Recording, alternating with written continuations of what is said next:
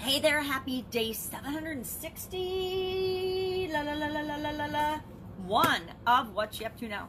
Sharon Horne-Ellstrom, documenting the journey as I transition from the brick and mortar world of real businesses, lots of different businesses, and corporate America to the online world of business. Spent over a quarter century in corporate America as a business executive working for some of the biggest companies in the world. It's really funny to look back now and think, oh my God, I've worked for some of the biggest companies in the world. It's amazing to think back and look at that, where I learned incredible lessons, incredible things. And on the side, while I was doing that, I had a bunch of different businesses, all kinds of different businesses, until the early 2000s when I left corporate America once and for all and just ran my own businesses. And then I just added more and more businesses to the mix. Was raising my family, crazy time. And throughout a lot of life events, got divorced, separated, sold the businesses, and found myself in a position to do what I want, when I want, where I want, with whoever I want, wearing what I want, right? How cool is that? And I had always been excited and intrigued by the whole internet world, right? When the internet came online, I remember staying up all night on the internet because I love learning and I love information, and I couldn't get enough of it. And I'd have to go to work like wide-eyed nothing, teary-eyed and tired, but I would do it again. A couple days later, I'd be doing the same thing. I'd be like, oh my God, this is incredible. We have access at our fingertips to so much information and so many things. And then over the years, as I was running businesses, I dipped my toe in different things and try different things, but really never could go jump in all the way. So as part of my divorce, separating assets, I decided I am going to explore this. I'm going to figure out and see how this online thing works.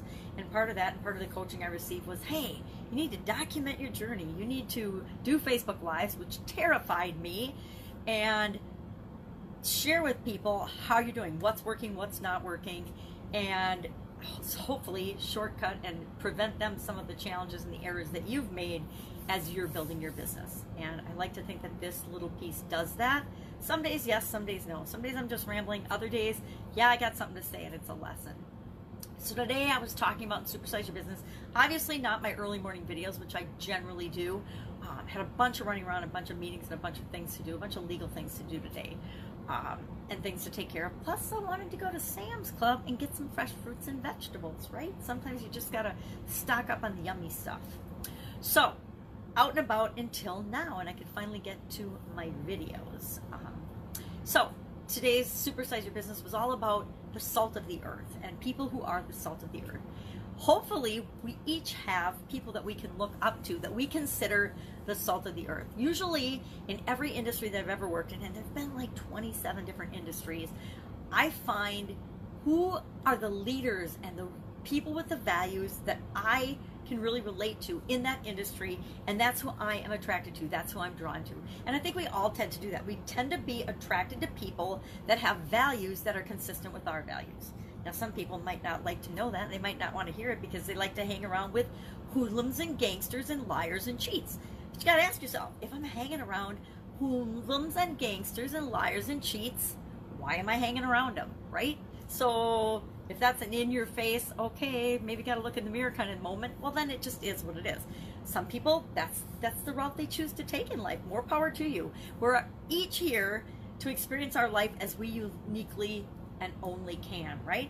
And some of us will create amazing, good, phenomenal things in our lives.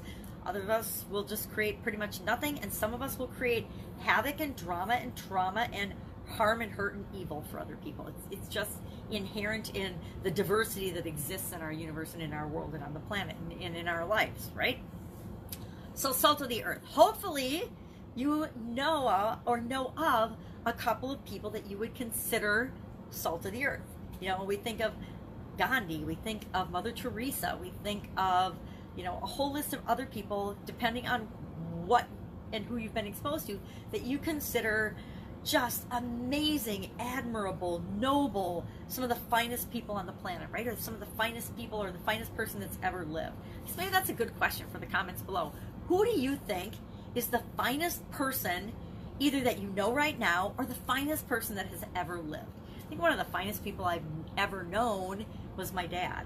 And one of the finest people that I've ever known is is my grandma, my mom's mom. She recently passed away last fall. She was one of the finest, kindest, most noble, amazing Christian, just lovely women on the absolute planet.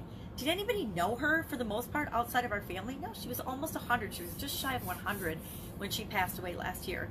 And she wasn't really well known. I mean, everybody she knew had already passed away. All of her friends were gone. All of her family was gone except for her generations. And there were a lot of us. There were, I don't remember how many of us, but there's hundreds of people that have come from that lineage because of this amazing woman. And, of course, my grandpa. But I think you get what I mean. She is just the epitome of the salt of the earth. And she's not, you know, Mahatma Gandhi famous or Oprah Winfrey famous. She's not famous to anyone except for those that know her and her life she's touched. But she was a prime example of the salt of the earth and someone that I would aspire to be even 1/5 as kind or loving and amazing as she was. So share in the comments below. Do you know somebody? Have you ever known somebody that you would say, hey, the person is just the salt of the earth? Or I asked on my Supersize Your Business page, is there a company or a business or a brand that you look up to because you think they're the salt of the earth? You respect what they're doing. You just have so much admiration for it. You'll go out of your way to do business with them because you believe in what they stand for and what they represent and how they treat people, the whole 9 yards. That would be a salt of the earth brand or company. So thinking about salt of the earth, and I will admit, I am not always salt of the earth, right? Sometimes I can be just plain a pain in the rear. Most of us human beings can. I mean, people don't always see us at our finest. We all strive to be good human beings. At least I like to think we do. Not everybody. I suppose some people don't care. For the most part, I try to be decent and kind and loving. But I get in bad moods and grumpy too. Who doesn't, right? Some people do. I try to stick on my own when I'm in one of those moods. I try to get more sleep and just stay away from other people so that they think I'm the salt of the earth, right? And some people we will be the salt of the earth too, and some people, no matter what, if we were to walk on water, they would still think that we suck. It's just the way it is. And guess what? They get to. We all get our opinion. We're all entitled to our opinion. We're not entitled to make other people agree with us and agree with our opinion, but we are all entitled to our own opinion. So salt of the earth. Challenge-wise, yesterday was a big day for other projects and business. I did not work very hard on my upcoming challenge, March 23rd, the live challenge workshop. I will work on it some more this afternoon. Working on the workbook for that. I'm not working hard on it. I'm just trying to pare it down and make it a much more manageable piece of information. I tend to throw way too much stuff and way too much information at people, and that is overwhelming. And I know I don't like to be overwhelmed, so I suspect other people don't like to be overwhelmed as well. So I'm pulling out and paring that down. Today I will do day 4 and day 5 of Michelle Virag is an amazing young woman that teaches people about content and branding. She's doing a 5-day challenge called Content Crushers, and she's got a spy theme and prizes and points, and it's really a fun challenge. So I'm actually going through her challenge. Yesterday was day 4, but she posts some late in the afternoon, so I had a bunch of stuff going on last night and I did not get to it, but I'll do it before today's challenge and then I'll do them both today. I normally don't like to get behind in people's challenges, but guess what? I'm human. I get it. We get behind sometimes. We have other priorities that take precedence over doing a challenge. The trick is with challenges is to make a commitment to yourself and then do what you say you're going to do. So I said I was going to do it. I've been pretty much keeping up, listening to the videos, doing the homework. And today I actually started listening to yesterday's, which is all about content tools and content creation tools, some of which I've never heard of, which is always exciting when I join a challenge and I get information and I learn about things that I've never learned about before. I don't know about you, but I love not necessarily following shiny objects. I did a couple of years of that, as you may well know if you've listened to this piece at all. And I find it super frustrating. And so I am on a straight and narrow path to move toward my goals, not everybody else's goals. And sometimes in the online world, I have learned that everybody else's goals are to sell you their project, their program, their system. Now it's going to be the mastermind thing because Tony Robbins and Dean Graziosi and Jenna Kutcher and Russell Brunson all came out with their 1997 KBB package. So now everybody on the planet's going to be doing masterminds, right? For a while it was webinars and courses and workshops and events and speaking and high ticket. It's always going to be something. So you have to pick what resonates with you, what's right for you and who you want to serve, and just do that. Pick that and be the best you can be at that, right? So doing that. Also, one funnel away challenge. I believe it's week 2, day 5. Kind of coasting along with that again.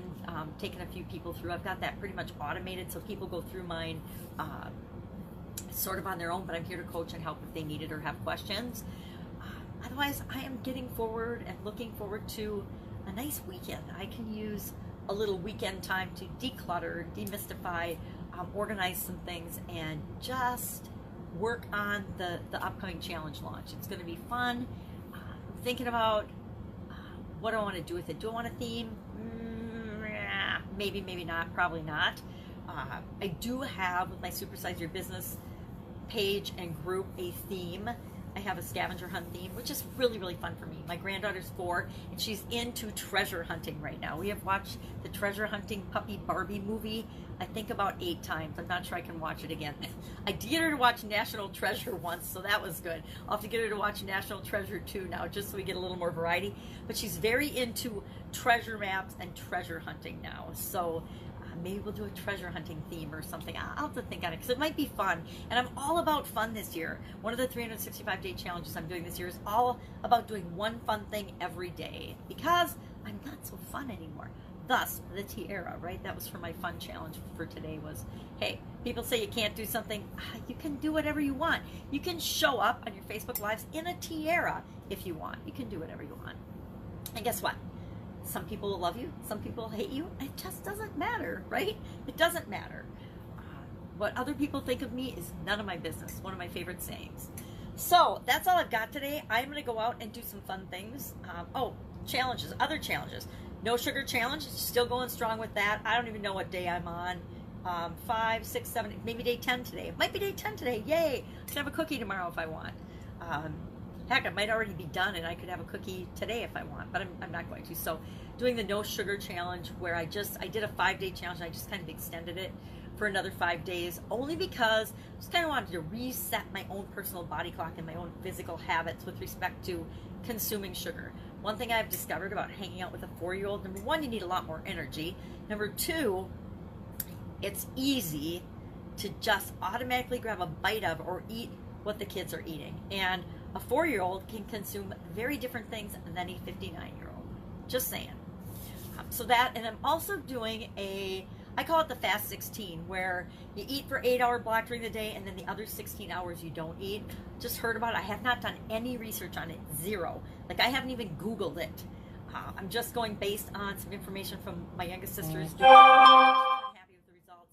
And my one of her friends is doing it and has been even happier with not necessarily weight loss, but just with what it's doing with her numbers of blood sugar and things. And as we get older, we're more apt to be prone to diabetes and things like that. And I want to make sure I don't get those things. And we know, since I did a 90-day blood pressure challenge last year, the end of last year, that my blood pressure can be a little bit off the charts. So eating this way is supposed to be good for your diabetes prevention as well as for blood pressure. So I'm all in to try it for a while. If I like it, I'll keep doing it. If I don't, guess what? I'll do something different. All right. If I can help you in any way, shape, or form, hit me up in the comments below. Otherwise, I'll be back tomorrow just spouting off what I'm doing, what I'm working on, what's working, what's not working, why I'm doing it. I guess I really haven't talked about a little bit about why I'm doing the live challenge workshop. I can talk about that a little bit more. If you're interested, hit me up in the comments below. Otherwise, I will see you tomorrow. Have an absolutely amazing day. Bye. Go have some fun.